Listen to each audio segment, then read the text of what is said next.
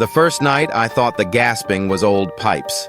By the third, each trembling exhale behind the crumbling plaster matched my own breath, desperate and ragged.